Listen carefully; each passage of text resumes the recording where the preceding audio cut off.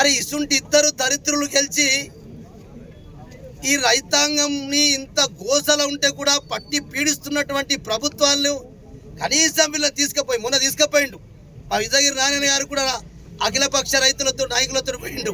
పోయితే అక్కడ మంత్రికి ముఖ్యమంత్రి కల్పిస్తా అని చెప్పిండట.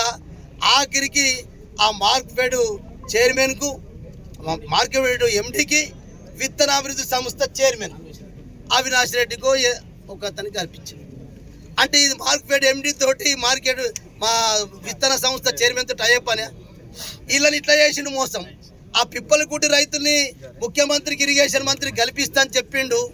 ఏం లేదు, అది ఆల్రెడీ పెనుగంగల పిప్పలకూటి భూములు మునిగిన వాళ్ళకు పైసలు వస్తున్నాయని తెలుసుకున్నాడు.